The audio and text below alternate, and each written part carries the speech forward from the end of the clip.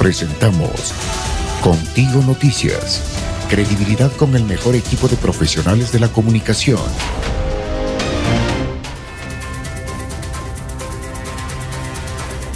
Seis de la mañana, 33 minutos, 6 horas 33 minutos, en una hermosa mañana en este día, martes. Romer, damos la bienvenida a nuestro invitado que ya está con nosotros en esta mañana. ¿Cómo no? Estamos con el coronel Renato González, principal del Instituto de Seguridad Social de la Policía Nacional, a quien lo vemos con buena estética, diría yo, porque aparentemente recibió $280,000. 282,000. 258,000. 258,000, ya, hablemos en términos el premio redondos. mayor de... Sí, así es. Imagínate, yo con 258,000 en la cuenta también te ría un rostro así. Claro, le comenzaron a llamar mucha gente. Pero bueno, Se acordaron amistades de años. resulta que es una equivocación, ya eso vamos. Bienvenido, coronel. Buenos días con todos ustedes. La verdad es que el contexto de la situación es que el día viernes yo debía recibir un pago de intereses de un depósito a plazo fijo que mantengo en una cooperativa.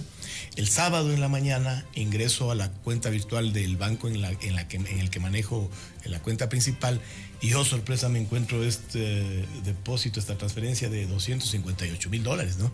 Que muy La primera sensación, ¿cuál fue? ¿Susto? No, susto.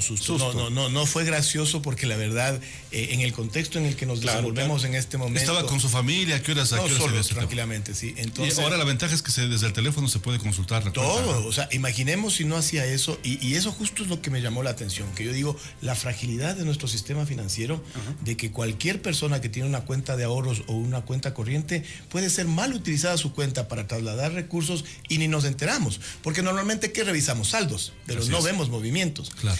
Cuando yo me percato de este saldo inusual, obvio voy a movimientos y me encuentro una transferencia, pero además cuando veo la cuenta emisora, estaba mi nombre, pero los 4 dígitos no coincidían con la que yo mantengo en la cooperativa, más me alerté. Entonces, inmediatamente me vino a la mente la estrategia que consta en el caso Metástasis, de depositarle $100,000 a la fiscal Sanabria para causar desprestigio a través de un medio digital. En virtud de lo cual yo lo que hice es reportarle a mi superior jerárquico, que es mi comandante general, también a familiares y amigos, y finalmente denunciarlo en redes sociales. Posterior llamé al call center del banco y solicité que se bloquee esa cantidad de dinero. Estuve angustiado, la verdad, el fin de semana, porque no tenía claridad de qué es lo que pasó. Ya pasó en un segundo nivel esta transferencia de los intereses, porque claro, el saldo no coincidía, era muy descomunal. Angustiado porque tenía demasiada plata en la cuenta. Sí, ahí vino lo gracioso que sí me llamaron algunas amistades de años atrás, ¿no? Pero decía, coronel, que no es la primera vez que sucede estos depósitos. Claro, hay varios casos. De hecho, es una de las típicas estrategias del crimen organizado, no solamente a través de dinero, muchas de las veces recurren, por ejemplo, a mujeres que hablan de abusos sexuales. O sea, es la estrategia de desprestigiar. Hay una película muy decidora que se llama La Dictadura Perfecta, que es de México, y es del año 2014. Ahí narra claramente el poder que tienen las organizaciones criminales para desprestigiar a quienes se les enfrenta. Claro. La ventaja es que el fin de semana ya se contactaron conmigo los ejecutivos de la cooperativa. Ayer precisamente me fue a visitar el gerente general a explicarme. A pedir disculpas. Sí, a pedir disculpas y a explicarme que se trató de un tema operativo de ellos. Yo les solicité que esto me lo hagan llegar por escrito. Se comprometieron inclusive en ellos realizar la gestión ante el banco para retrotraer la operación y también comunicar a los organismos de control, porque ¿cuál es el problema? ¿Cuál era mi preocupación? El cargo que yo actualmente ejerzo es complicado. Estamos en medio de un atraco de $950 millones. Bastaba que se arme un escándalo con esta transferencia diciendo que de mi cuenta A a mi cuenta B me he transferido esa cantidad de dinero y listo, se acabó. La desconfianza era comprensible. La credibilidad del coronel González se acabó. Entonces, esa era mi preocupación, porque dije, son tan audaces y son tan capaces de hacer eso. Por ventaja ya estoy más tranquilo porque me han explicado cuál es el tema, pero sí vale esto para que todos estemos alerta. ¿Fue un error humano o de la tecnología? Están todavía haciendo la auditoría, porque inclusive a ellos les entró la sospecha de que pudo haber existido otros casos que ni siquiera se lo detectó. En mi caso puntual, porque yo alerté y di la información públicamente, ellos se dieron. ¿Ya se debitó esos 250? Todavía no, ellos van a hacer el pedido, tiene que pasar por el oficial de cumplimiento de la cooperativa y del banco y tiene que retrotraerse. Pero además recordemos una cosa, en la institución que yo me desempeño, que es la Policía Nacional, constantemente nos realizan exámenes de auditoría. La transferencia queda registrada. Por eso es que yo necesito el respaldo documental para que cuando la Contraloría General del Estado, cuando la Unidad de Análisis Económico y Financiero me realicen una supervisión, yo tenga el sustento para demostrar que fue una cantidad erróneamente transferida. Dos cosas ahí, coronel. Una, mencionaba el error que puede tener esta cooperativa, pero estamos hablando de una cantidad importante, $258,000. Una. Dos, la falta de alerta, porque debería ser automático, ¿no? Claro. Si existe en la cuenta de Camilo, mañana aparecen $300,000. ¿Está bien la cantidad, Camilo, o la bajo un poco? Muchas gracias. Todos se necesitan en las deudas. Subió un poquito. Entonces, bueno, acaba y dice, mira, Camilo no ha reportado ingresos históricamente en el último año, no lo sé.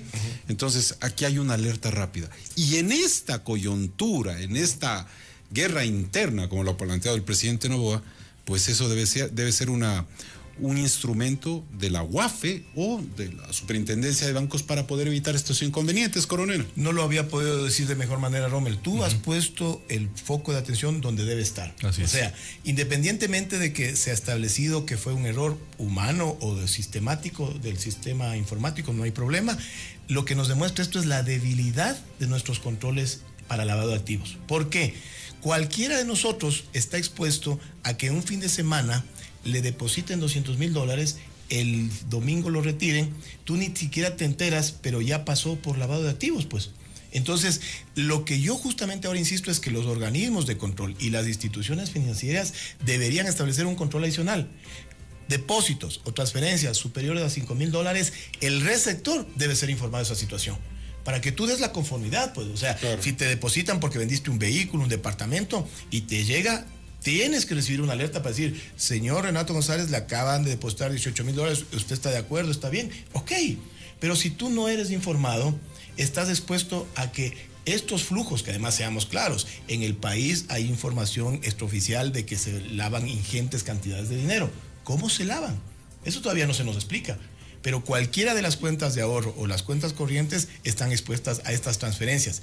Mi preocupación era que ni el sistema de la cooperativa ni el sistema del banco alertaron de semejante magnitud de transferencia. ¿Cuáles son las lecciones aprendidas luego de esa transferencia, coronel Renato? A estar más pendientes y a estar revisando. ¿Qué le dijo el comandante de policía respecto a esta situación? Claro, él tuvo una situación y una actitud, yo considero muy plausible, porque inclusive él fue el primero que me dijo, Renato, revisemos, a ver, puede tratarse de un error, pero bien que haya denunciado, y me reporta el resultado. Fue tendencia en redes sociales también esta denuncia. No me lo esperaba, en verdad que mi mensaje... ¿En qué cooperativa pagan esos intereses?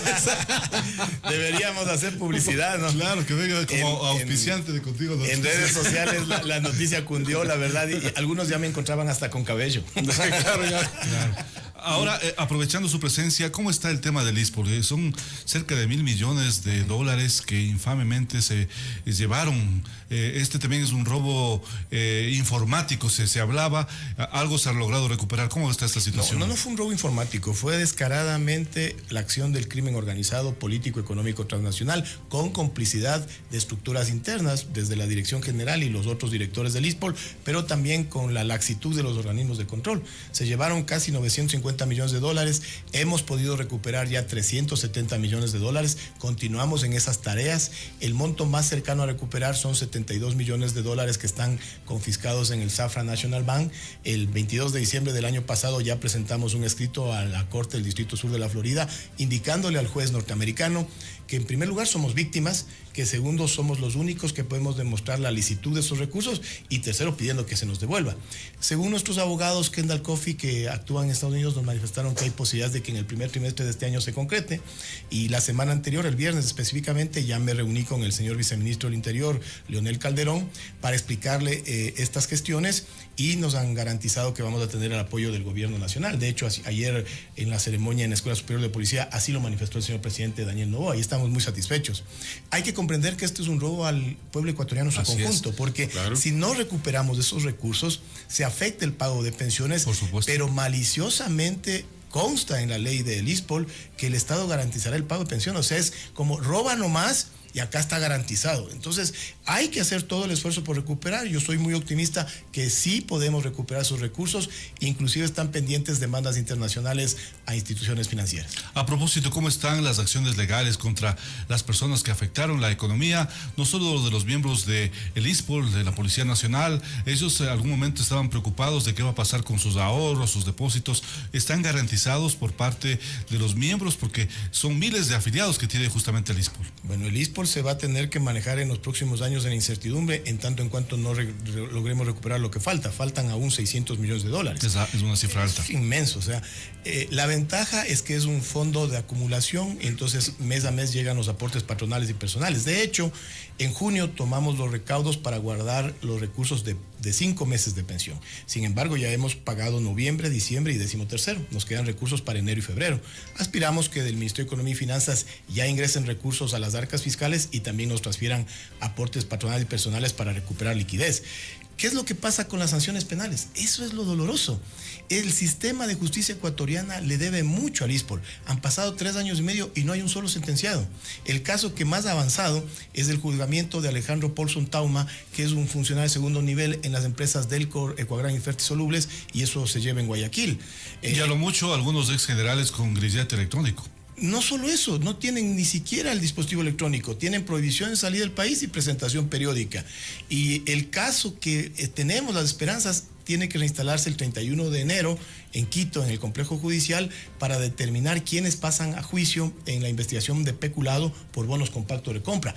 Aspiramos, esperemos, pero además hay que estar pendientes de que la juez Irene Pérez tenga la valentía para llamarles a juicio a los 10 procesados. No vaya a ser que aquí nos digan que no ha pasado nada y el ISPOL en esa investigación pierda $216 millones. Ahora, coronel, hablamos de $900 millones.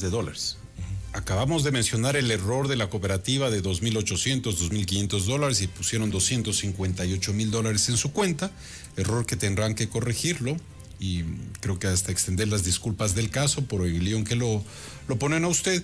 Sin embargo, coronel, hablar de $900 millones, ¿cómo evitar que se vuelva a dar esto? Si llega alguien travieso, si llega alguien de un perfil no correcto, va a dirigir una institución como el ISPOL. Y no es hecho una persona sola, sino esto es en toda una organización, toda una estructura. Cuando yo llego al ISPOL me encuentro con una institución arcaica, con registros manuales, pese a que manejaban $1.550 millones, pero lo hacían a propósito. O sea, no puede ser posible que ahí teníamos un director general que llevaba 10 años en esas funciones, es decir, que sabía de esto, pero que no automatizaron el área de riesgos de inversiones.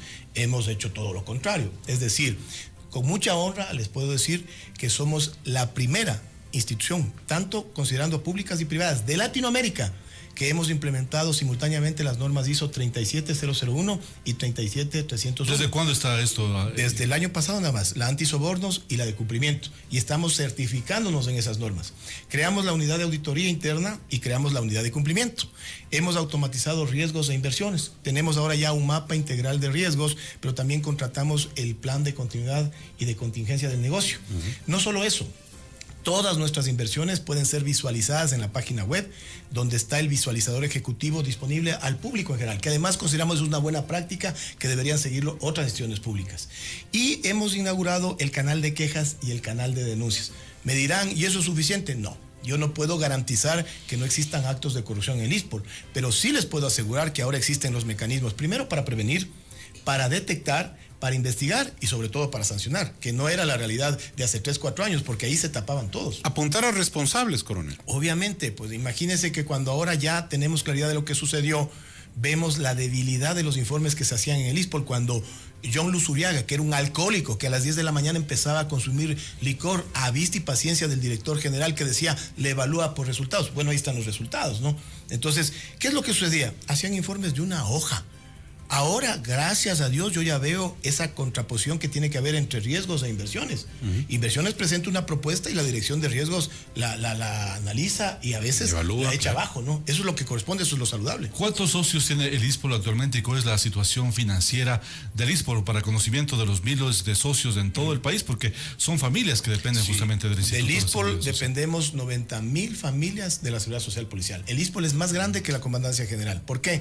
Porque en la policía estamos tenemos en servicio activo 58,000 policías, pero el ISPOL cobija también a los policías pasivos y a sus familias. En total, casi 250,000 personas. El estado financiero del ISPOL, como les he dicho, hemos logrado sortear, creo yo, la parte más crítica. O sea, ya salimos de UCI, pero todavía no estamos en condiciones de dar un test de Cooper. Estábamos convalecientes, necesitamos recuperar liquidez. Hemos dado pasos, pero también va a ser muy sensible la situación financiera del ISPOL en tanto en cuanto le repercute la macroeconomía ecuatoriana. Si el Estado no tiene recursos en sus arcas fiscales, muy difícilmente nos van a transferir los aportes patronales y personales, y esa es nuestra fuente de financiamiento. Coronel, con todo esto me quedé pensando en lo de la agilidad que tiene que tener la justicia o no. Entonces, claro, hay muchos personajes que lo que hacen es cometen cosas acá ilícitas, se mandan a cambiar, a Estados Unidos quiere apoyar, se pasan para México, etcétera, etcétera, etcétera. ¿Cómo lograr ese apoyo para poder traerlos a la justicia a quienes han estafado al pueblo ecuatoriano? Es una lucha desigual y vale el caso de que sucedió la semana anterior con el fallecimiento del fiscal César Suárez, un brillante fiscal que en el caso ISPOL nos ayudó muchísimo. De hecho, él fue parte fundamental para que nos devuelvan los $300 millones que estaban en el Banco Central. ¿Cuál es el problema? Que el sistema procesal penal ecuatoriano está montado de tal manera que sea un camino largo y tortuoso. Primero, la investigación previa puede durar hasta 2 años. Y necesitan un fiscal valiente que haga esa investigación. Si encuentra elementos de convicción, pasamos recién a una audiencia de evaluación y preparatoria de juicio, donde el juez puede decir, este sí pasa y este no pasa a juicio. Después tenemos una primera instancia con 3 jueces, de los cuales por lo menos 2 deberían sentenciar, y es una sanción de primera instancia. Una apelación, donde otra vez 2 de 3 por lo menos deberían ratificar la sentencia. Y recordemos que aún tienen casación en Corte Nacional de Justicia, que en la sala también 2 de 3 deberían ratificar esa sentencia. Pasado todo este camino, que es el que ayer acaba de terminar con Pablo Romero, la casación, todavía negaron. Sí, pero todavía les queda lo que hemos visto en el país, pues, que un sentenciado como Jorge Glass asome por ahí un bondadoso juez que recibe su cuantiosa cantidad de dinero y de un plumazo se manda todo este proceso por el forro. Y resulta que lo pone en libertad con un habeas corpus. ¿Es eso justo? Y aparte de ello, todas estas probabilidades, como Pablo Romero, que no se presentó ayer, que lo más seguro es que ya está por otras latitudes. Bueno, su abogado decía que no sabía dónde estaba. Eso es señal de que ya no está en el país. Claro, entonces, ¿no? ¿eso qué va a implicar? Que pese a que se hizo todo el esfuerzo, que le costó al Estado traerlo extraditado desde España. Luego lo sacaron con un habeas corpus, ahora ya no asome. ¿Qué capacidad tienen? Mucha. ¿Y qué termina siendo eso? Una lucha desigual, porque, por ejemplo, muchos de los sicarios, los familiares quedan con una cantidad de dinero. La pregunta es, ¿saben lo que le va a pasar a la familia de César Suárez? Cobrarán en enero los 17 días que trabajó y se desatenderá la Fiscalía General del Estado. Por eso es que yo hago un llamado a que la Fiscalía, en este caso puntual al menos, inicie el proceso para declararlo dentro de la ley de héroes y su familia recibe una pensión. Pero además, un llamado a la Asamblea Nacional. La ley de extinción de dominio, parte de esos recursos que debería recuperar el Estado ágilmente deberían dirigirse a dar protección a este tipo de funcionarios que lastimosamente van a seguir falleciendo, jueces, fiscales, secretarios, ministros inclusive, y también a darles una seguridad social especial, porque de lo contrario quedan desprotegidos. Y es una lucha desigual, ¿por qué?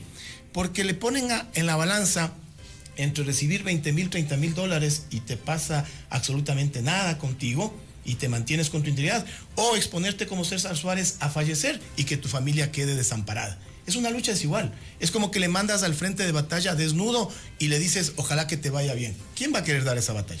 Pero más aún que ex generales que estuvieron al frente del ISPOL hayan perjudicado a sus propios compañeros. Camilo, eso fue para mí en el plano personal lo más doloroso. Claro. Porque yo, sobre todo a los 2 directores generales los conocía, pero al menos de uno de ellos yo tenía un concepto muy alto. Él fue instructor, primera antigüedad, siempre se caracterizó por ser muy correcto. Y cuando yo me percaté que fueron verdaderos elfialtes policiales, traidores, créeme, fue lo más doloroso. Decepción. Pues, porque uno espera que el de afuera te haga daño, pero no el de adentro, claro. El que ha vestido tu propio uniforme. Esas ya son cargos de conciencia que cada quien tiene que rendir justicia con su propia conciencia. Gracias a nuestro invitado, el coronel Renato González. Esperamos que tenga buenas noticias del ISPOL para marzo y ojalá se logre esta transparencia que se aspira también que se lo haga para recuperar algo y seguir en esta recuperación con el apoyo del gobierno, con el apoyo de las autoridades, tanto en el país como a nivel internacional. Sus palabras finales, coronel. Muchas gracias, Camilo, muchas gracias, Rommel, y un saludo cordial a todos los ecuatorianos y a mantener el ánimo en esta lucha desigual contra el crimen organizado, pero no podemos perder la esperanza y sobre todo convencidos de que el Ecuador es uno de esos países que tiene gran nivel de resiliencia. 6 de la mañana, 53 minutos en Contigo Noticias. Vamos. 7 con 12 minutos, 7 horas 12 minutos. Damos la bienvenida a nuestro siguiente invitado, estimado Rommel. Está con nosotros ya. ¿Cómo no? Francisco Vergara, presidente de la CAPEIPI, aquí en Contigo Noticias, a quien vamos a presentarles a presentar el segmento del invitado y analizar temáticas muy importantes en el ámbito de negocios. Recibimos al invitado de hoy en Contigo Noticias. Las 7 de la mañana, 12 minutos, estamos con Francisco Vergara. Francisco, bienvenido a Contigo Noticias.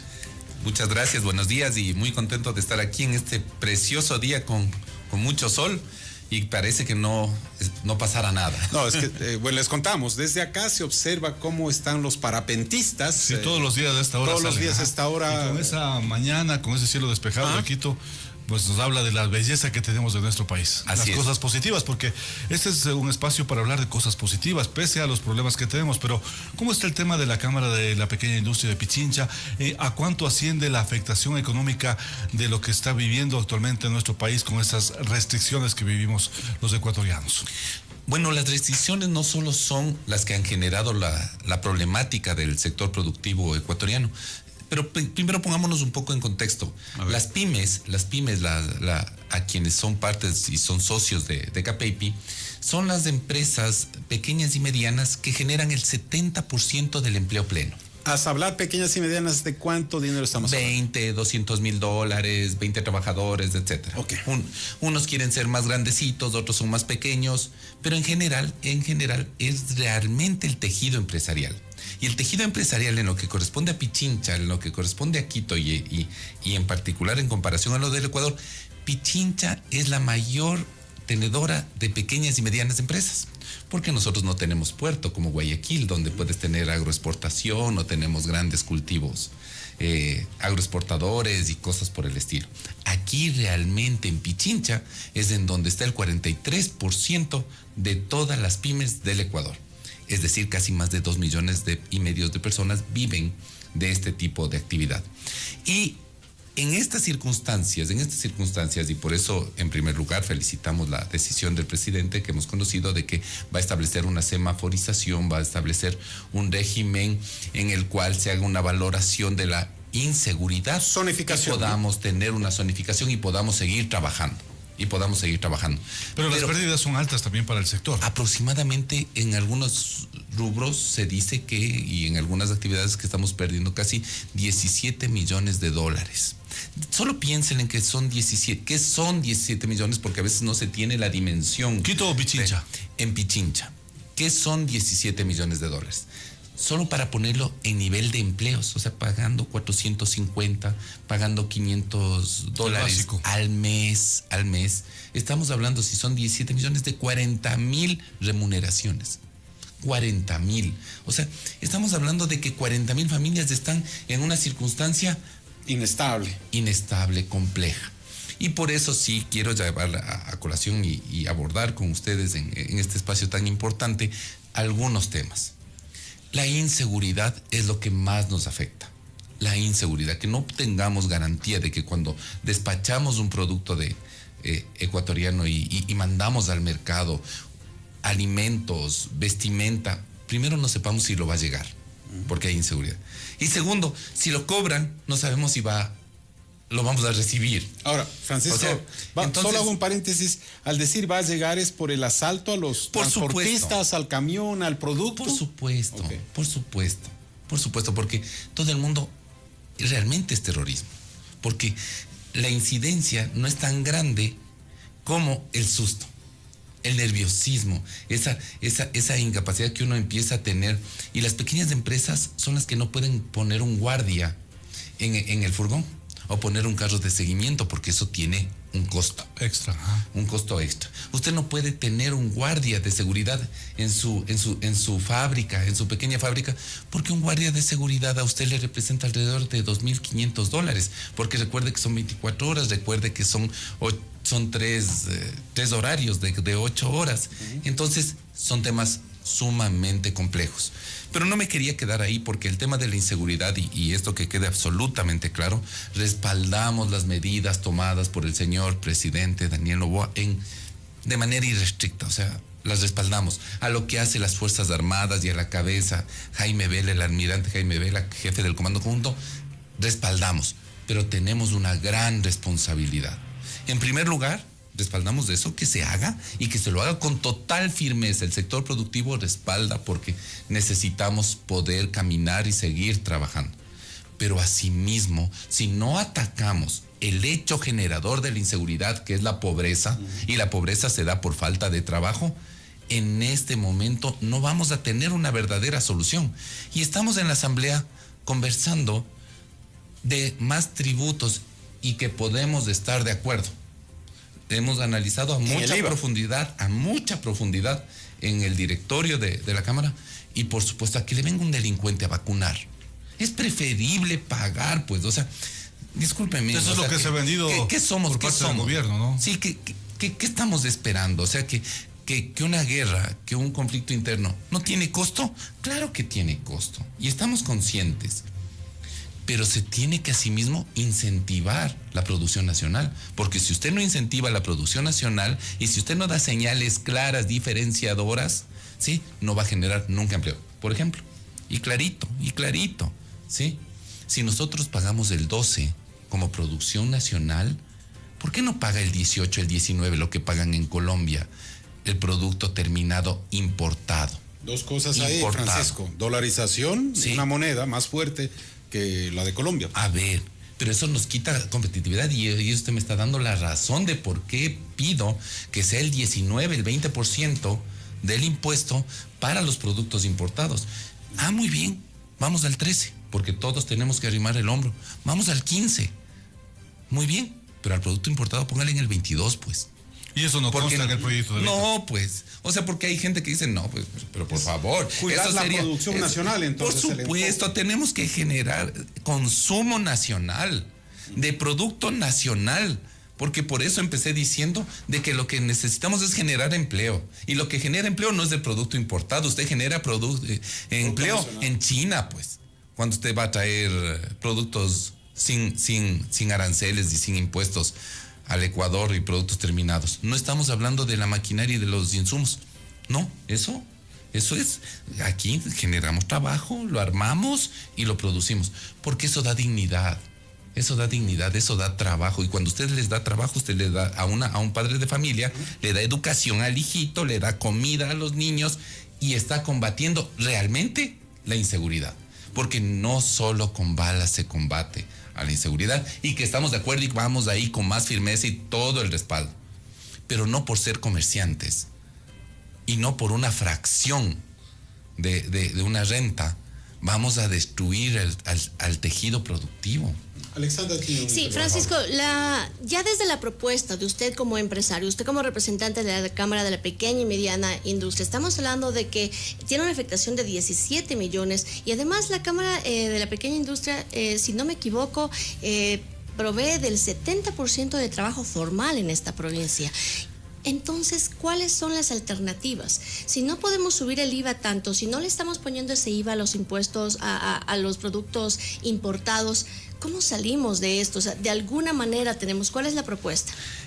Estamos conscientes de hacer, y que todo el sector productivo y todos los ciudadanos tenemos que hacer un esfuerzo para financiar a las Fuerzas Armadas en su combate a la inseguridad y al terrorismo que tenemos. Estamos conscientes, pero tiene que haber asimismo una diferenciación entre el producto nacional y el producto importado. Si no incentivamos el consumo nacional, si no incentivamos el consumo del producto ecuatoriano, Por favor, estamos en problemas porque no estamos generando trabajo. ¿Han llevado esta petición, Francisco, a la Asamblea Nacional? La hemos presentado en la ¿Cuántos semana puntos pasada. son, sí, algunos puntos los más importantes que se puedan destacar justamente para conocimiento de la Para nosotros, audiencia? básicamente, que existan 7 puntos de diferencia en el tributo entre los productos importados y los productos nacionales. Si a nosotros nos cobran el 12%, 19% para el otro. Si vamos a subir al 15%, que se le cobre el 22% al producto importado.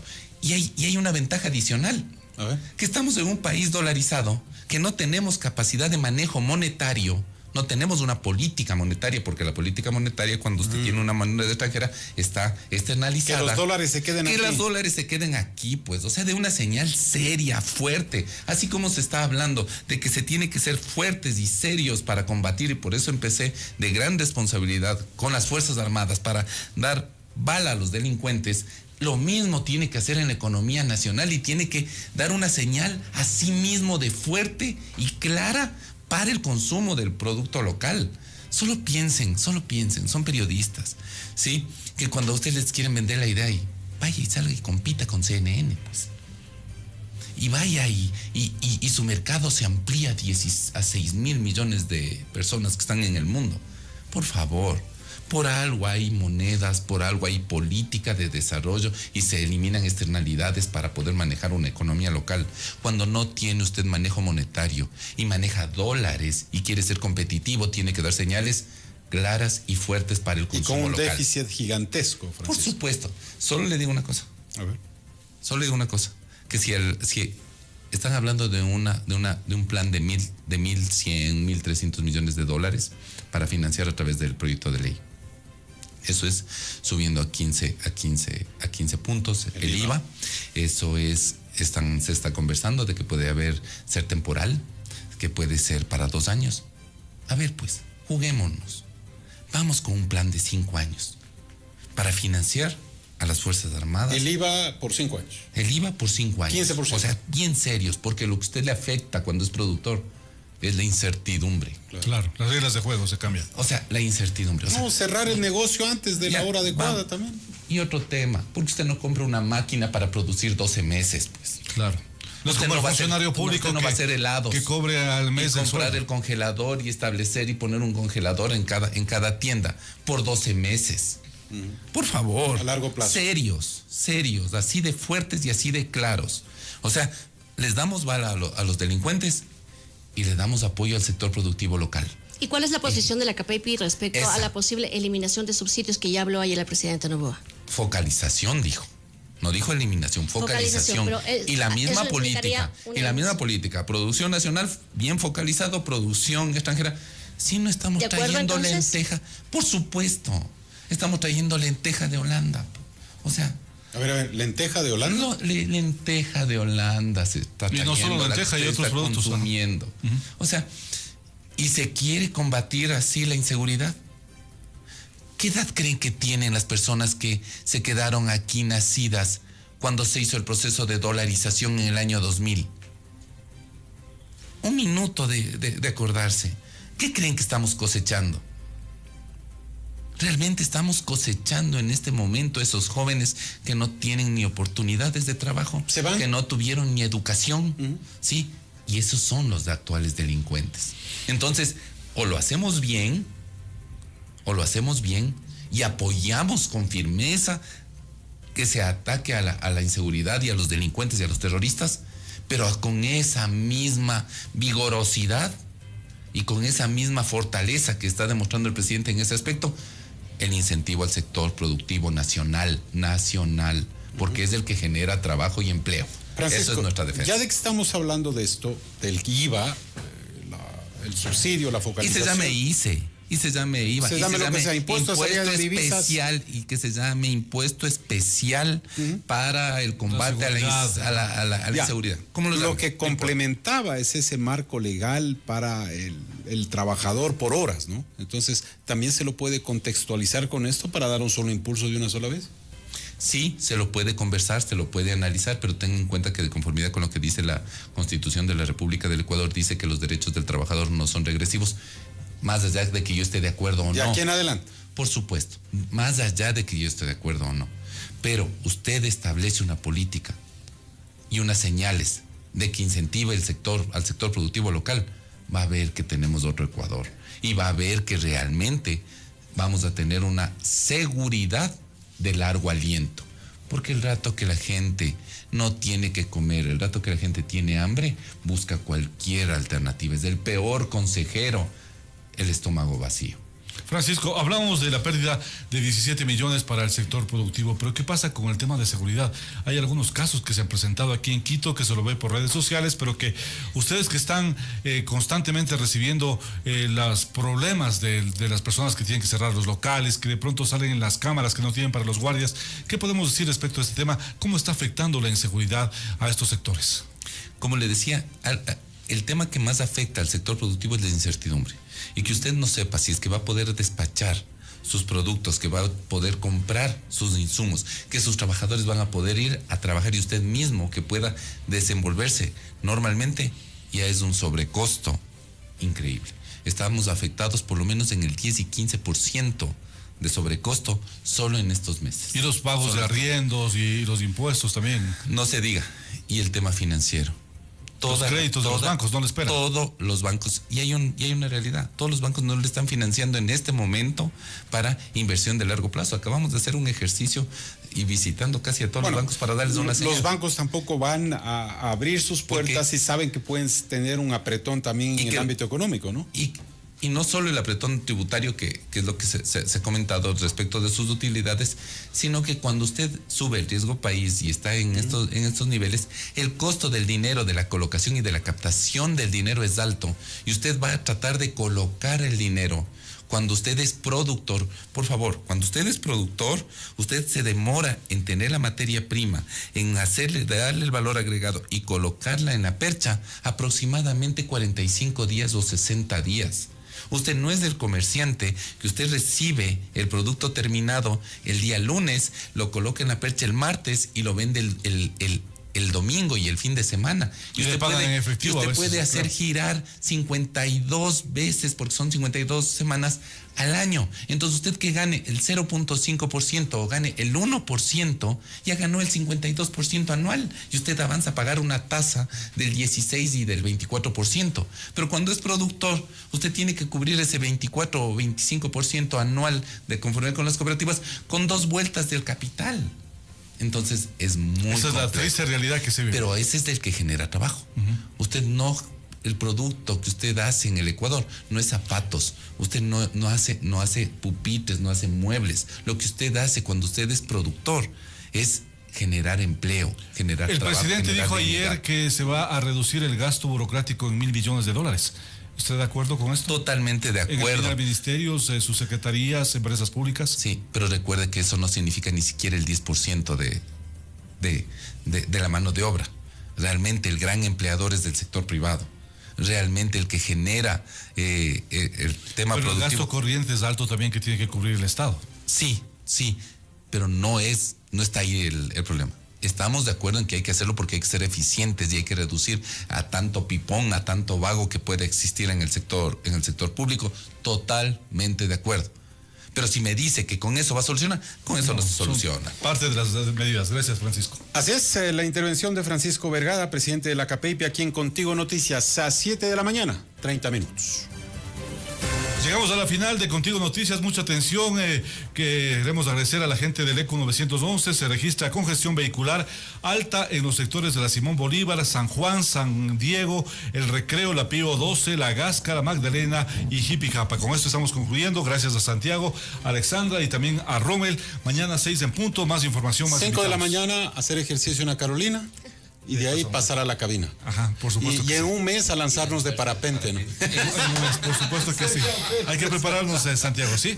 Sigan con Contigo FM, la programación musical 24 horas de lujo para acompañarles a ustedes. Y a las 9 de la mañana está justamente una cita contigo también. Les invitamos desde ya para que nos acompañen en la programación de Contigo FM.